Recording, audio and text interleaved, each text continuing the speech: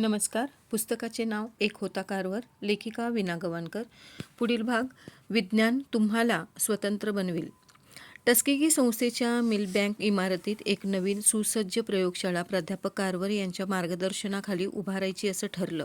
आणि मग एखाद्या युवकाच्या तडफेने वृद्ध कारवर प्रयोगशाळा उभारण्याच्या कामी लागले. त्यांचे सचिव स्कॉट यांना त्यांचा तो उसळता अदम्य उत्साह पाहून अतीव समाधान वाटत होतं. अखेरीस या महान संशोधकाला त्याच्या कार्यासाठी आवश्यक ती सामग्री टस्केगी पुरवू शकली. या थोर शास्त्रज्ञाला पाचारून डॉक्टर वॉशिंग्टनने केवढं मोठं सामाजिक ऋण फेडलं. प्राध्यापक कारवरांची तरल प्रतिभा, अलौकिक बुद्धिमत्ता डॉक्टर वॉशिंग्टनना ज्ञात होती. पण प्राध्यापक कारवरांचं संशोधन कार्य खऱ्या अर्थाने बहराला आलं होतं, फुललं होतं, जगन्मान्य झालं होतं ते डॉक्टर वॉशिंग्टनच्या निधनानंतर.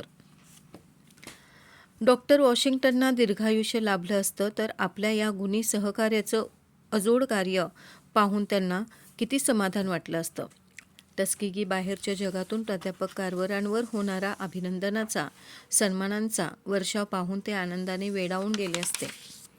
अमेरिकेच्या कृषी मंत्रालयाकडून प्राध्यापक कारवरांना सल्ला मसलतीसाठी, मार्गदर्शनासाठी वरचेवर बोलावणं येई. गुलाम आईबापाच्या पोटी जन्म घेतलेला, स्वकर्तृत्वाने थोर बनलेला आणि टस्केगी शाळेत स्वखुशीने शिक्षकी पेशा पत्करणारा निग्रो संशोधक या आमंत्रणावरून देशाच्या राजधानीत वॉशिंग्टन इथे सरकारला मार्गदर्शन करण्यासाठी जाई. सरकारच्या अडचणी सोडविण्यात सक्रिय मदत करी. प्राध्यापक कारवरांना भेटण्यासाठी टस्केगीत स्वीडनचे युवराज, ब्रिटनचे प्रिन्स ऑफ वेल्स यासारख्या अत्यंत महत्त्वाच्या व्यक्ती मुक्काम ठोकून असत. त्यांची चर्चा चाले ती झाडं, फुलं, शेंगदाणा, रताळं इत्यादी विषयांवर. प्राध्यापक कारवरांच्या हयातीत अमेरिकेचं राष्ट्राध्यक्षपद भूषवणाऱ्या तीनही व्यक्तींशी त्यांची मैत्री होती. पहिले थिएडॉर रूझवेल्ट, दुसरे केल्विन कुलिस आणि तिसरे फ्रँकलिन डी रूझवेल्ट. स्वीडनचे युवराज टस्केगीत 3 आठवडे मुक्काम ठोकून होते. शेती उत्पादनातील टाकाऊ भाग हा उद्योगधंद्यास आवश्यक असा कच्चा माल कसा ठरतो हे जाणून घेण्यासाठी ते प्राध्यापक कारवरांच्या भेटीस आले होते. एका मे महिन्यात एक जर्मन अधिकारी टस्केगीत आला. डॉक्टर कारवरांचं कृषी संशोधन पाहून तो एवढा भारावून गेला की जाताना आपल्याबरोबर टस्केगी शाळेचे 3 पदवीधर घेऊन गेला, बदलत्या पिकांचं आणि जमीन सुधारणांचं तंत्र अंमलात आणण्यासाठी. महात्मा गांधीजींशी त्यांचा वर्षभर पत्रव्यवहार होता. या नाजूक प्रकृतीच्या नेत्याला त्यांनी पौष्टिक आहार सांगितला होता. तसंच भारतातील अर्धपोटी जनतेसाठी अन्न घटकांची गरज भागवू शकणाऱ्या वनस्पतींची गुणवत्तेनुसार माहिती दिली होती. विशेष म्हणजे त्या सर्व वनस्पती हिंदुस्थानात सहजासहजी उपलब्ध असणाऱ्या होत्या. फ्रेडरिक डग्लसपासून सुरुवात झालेल्या निस्पृह निग्रो नेत्यांच्या प्रभावळीतील कारवर हे अखेरचे. त्या नेत्यांनी त्यांच्या बांधवांना समानता भोगण्यास पात्र बनविण्याची अपूर्व कामगिरी पार पाडली. जेव्हा अवघं जग पहाटेच्या साखर झोपेत असे तेव्हा प्राध्यापक कारवर निसर्ग देवतेच्या सानिध्यात असत. सृष्टीचं रहस्य शोधण्यात मग्न असत. तिथून परतल्यावर परमेश्वराच्या मार्गदर्शनाखाली प्रयोगशाळेतील संशोधन कार्य सुरू होई.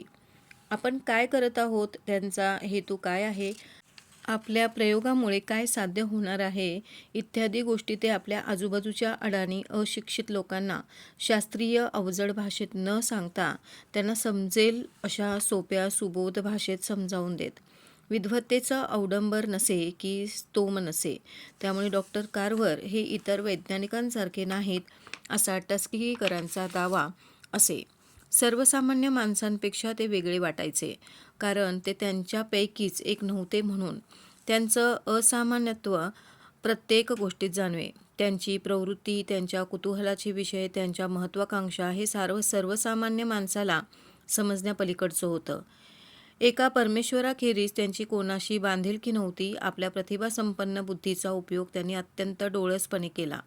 आपल्या कर्तव्यपूर्तीपुढे इतर सारं नगण्य मानलं.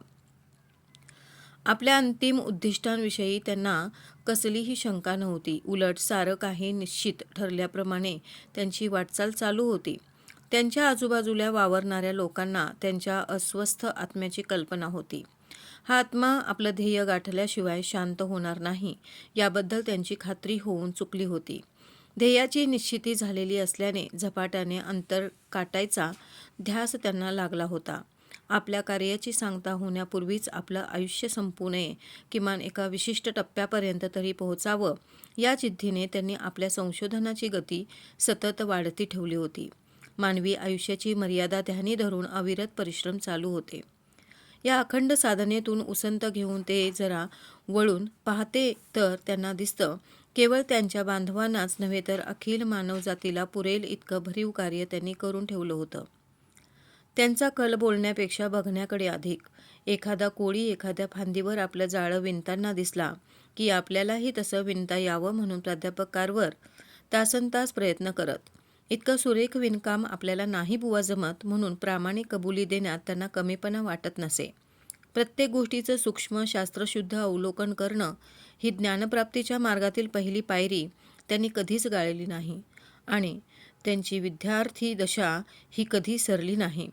एवढा थोर वैज्ञानिक आमरण विद्यार्थीच राहिला. निसर्गातील प्रत्येक गोष्टीमागचं गूढ त्यांना खुणावतच राहिलं. मायकॉलॉजीखेरीज इतर विषयांवरचं त्यांचं संशोधन हे काही शास्त्रीय वार्तापत्रातून खास उल्लेखण्यासारखं नसे. त्या शोधात क्रांतिकारक असं काही नसे. योग्य शिक्षण मिळालेल्या कोणाही व्यक्तीला ते साधलं असतं. त्यांच्या शोधाचं वेगळेपण होतं ते वनस्पतींचे सुप्त गुण शोधून जनसामान्यांना ते समजावून देण्यात, दैनंदिन जीवनात विज्ञानाचा वापर करण्यात.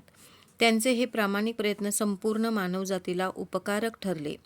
बहुतेक प्रसंगी त्यांच्या हाताशी असणारी साधनं तुटपुंजी असत.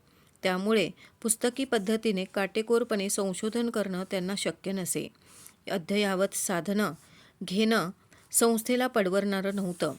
त्या तशा तुटपुंज साधनांचा वापर आपल्या बुद्धी कौशल्याने करून त्यांनी इच्छित यश मिळविलं. प्राध्यापक कारवरांच्या स्वभावातील आणखी एक विशेष म्हणजे कोणतीही वस्तू कचरा न मानणं. मग तो दगड असो की कागदाचा तुकडा असो, माती असो की पार्सलला गुंडाळलेला साधा दोरा असो. पार्सलही असं उघडतं की त्याला बांधलेला दोरा अखंड निघावा, पुन्हा वापरायला योग्य असा.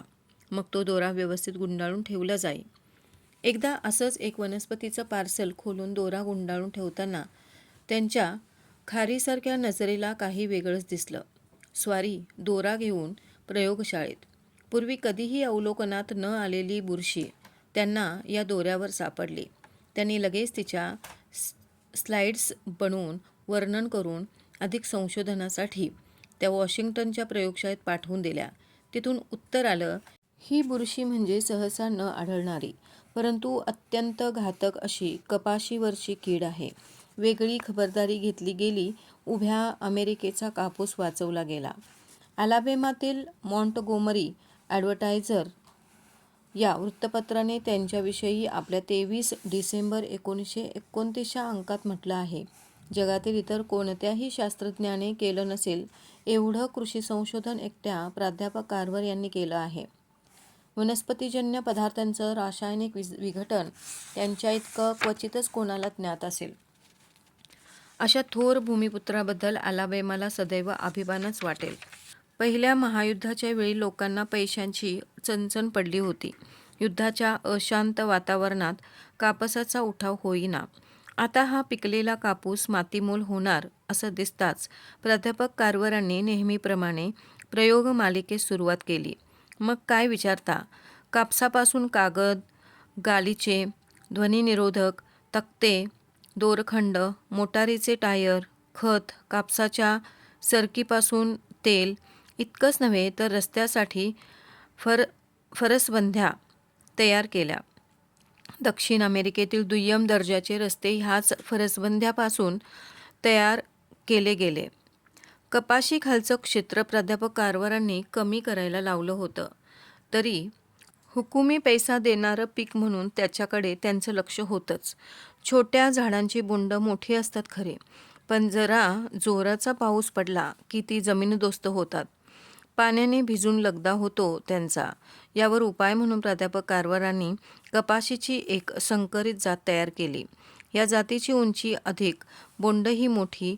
बोंड जमिनीपासून उंचावर गेली, त्यामुळे पावसाच्या पाण्यात बुडून बोंड खलास होण्याचा धोका टळला.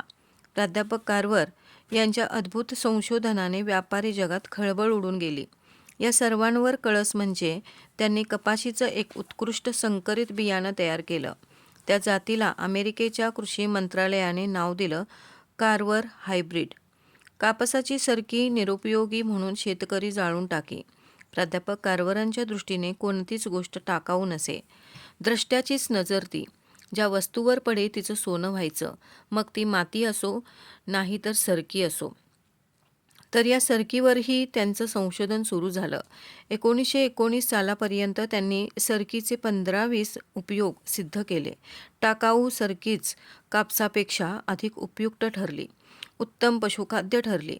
1940 मध्ये त्यांनी नुसत्या सरकीने भरलेली कापसाची बोंड असलेली नवीन जात तयार केली. कुठे कापसाचं बोंड आणि कुठे सरकीचे भरलेले बोंड. सगळा प्रवास हा असा. दुसऱ्या राष्ट्रांनी कपाशीची लागवड वाढवली, कृत्रिम धाग्यांचा शोध लागला, रेयॉन बाजारात आलं. परिणाम अमेरिकेच्या दक्षिणेवर झाला. प्रत्येक गासडी विकली जाण्याचे दिवस संपले. झालं ते बऱ्यासाठीच. प्राध्यापक कार्व्हरांनी कपाशीवर आणखी संशोधन केलं. कपाशीचा उपयोग प्लास्टिक इंडस्ट्रीसाठी करण्यात त्यांनी यश मिळवलं. 1896 साली डॉक्टर वॉशिंग्टन यांच्या बोलण्यावरून प्राध्यापक कार्व्हर टस्केगीत दाखल झाले होते. तेव्हापासून थोडीही उसंत न घेता त्यांचं संशोधन चालू होतं. समाजसेवा अखंड चालू होती. आपल्या बांधवांना पूर्ण मानव बनविण्याच्या कामी आपलं जीवन सर्वस्व, आपलं बुद्धी सामर्थ्य त्यांनी पणाला लावलं होतं. सतत 30-32 वर्ष कष्ट पेरल्यानंतर ते फळाला आल्याचं दिसत होतं. त्यांच्या समाजसेवेचा, अजोड संशोधन कार्याचा गौरव करण्याचा, त्यांना डॉक्टरेट ही सन्माननीय पदवी बहाल करण्याचा पहिला मान त्यांच्या शिम्सन कॉलेजने मिळवला. 1928 साली त्यांना डॉक्टर ऑफ सायन्स ही सन्माननीय पदवी अर्पण करताना सिम्सनचे तत्कालीन अध्यक्ष म्हणाले. जॉर्ज कार्व्हर सिम्सनमध्ये प्रवेश मागायला आले तेव्हा त्यांना विनमुख न करता आपल्यात सामावून घेण्याचा सुविचार सिम्सनने दाखविला. ही घटना चिरस्मरणीय आहे. प्रवेश देतेवेळी वर्णभेद हा वंशभेद अडसर म्हणून न वापरता त्यांना आपला विद्यार्थी म्हणून जवळ केलं, याची सिम्सनला नेहमीच धन्यता वाटेल. आपल्या नावामागे मिस्टर वापरण्याचा मान गौरवर्णीयांनी स्वकीयांपुरताच मर्यादित ठेवला होता. कृष्णवर्णी व्यक्ती तशीच तोलामोलाची असली तर प्राध्यापक, डॉक्टर इत्यादी संबोधनांवर भागवलं जाई. प्राध्यापक कार्व्हरना त्यांच्या बुद्धिमान व्यक्तिमत्वामुळे डॉक्टर हे संबोधन लावलं होतं. गावकरी त्यांना डॉक्टर म्हणून उल्लेखत, मिस्टर कार्व्हर म्हणून नव्हे. पण हेच डॉक्टर संबोधन कालांतराने सार्थ ठरलं होतं. त्यांच्या गरीब बांधवांच्या सर्व प्रकारच्या दुखण्यांवर इलाज करणारे ते डॉक्टरच होते. आपल्या कर्तृत्वाने त्यांनी आपल्या बांधवांच्या शारीरिक, मानसिक आणि बौद्धिक सामर्थ्याला प्रबळच बनवलं नव्हतं का? तुम्ही विज्ञान अभ्यासा, तेच तुम्हाला स्वतंत्र बनवेल, हा विद्यार्थ्यांना वेळोवेळी केलेला उपदेश त्यांनी स्वतःच्या आचरणाने सार्थ करून दाखविला होता. शास्त्रज्ञ लुई पाश्चर यांच्याप्रमाणे डॉक्टर कार्व्हर यांना आपल्या प्रयोगांची, संशोधनाची चर्चा इतर शास्त्रज्ञांशी, इतर संशोधन केंद्रांशी कधीच करता आली नाही. कृष्णवर्णी म्हणून ते बाजूला पडले होते. समकालीन समानशील शास्त्रज्ञांबरोबर विचार-विनिमय करण्याची संधी त्यांना मिळालीच नाही. इतर शास्त्रज्ञांशी संपर्क ठेवून असणं हे शास्त्रज्ञांच्या व संबंधित शास्त्राच्या दृष्टीने आवश्यक असतं. पण तसं या शास्त्रज्ञांच्या बाबतीत अपवादानेच घडलं. सारी भिस्त स्वतःवरच. त्यांच्याकडे सल्ला मागण्यासाठी, मार्गदर्शन मिळविण्यासाठी आपल्या पत्रांचा ढीग त्यांच्या टेबलावर पडलेला असे. सगळ्यांना त्यांची उत्तरं जात, पण सगळ्याच अडचणी कागदावर सोडवता येतात का? काही वेळा लेखकांनी एकत्र बसून विचार-विनिमय केल्याने अधिक फायदा होण्यासारखा असतो. विशेषतः व्यापारी वर्गाशी असा संबंध प्रस्थापित झाला तर शास्त्रज्ञाला, संशोधकाला त्यांना नवनव्या कल्पना देणं शक्य ठरतं. पण प्राध्यापक कार्व्हर यांच्या बाबतीत असं घडू शकलं नाही. सामाजिक बंधनांनी ह्या ज्ञानदेवाला बाहेरच्या जगात मिसळू दिलं नाही. त्यामुळे डॉक्टर कार्व्हर अधिक एकलकोंडे झाले. आपण बरे, आपले कार्य बरे. बाहेरच्या जगात मिसळता येण्यासाठी ते अट्टाहासाने झगडत राहिले असते तर निर्माण झालेल्या संघर्षाने त्यांच्या कार्याचा कणाच मोडला असता. आपल्या बांधवांचा अधिकाधिक उत्कर्ष साधणं त्यांना जमलं नसतं. या संघर्षाने त्यांना आपल्या ध्येयापासून विचलित केलं असतं. धन्यवाद.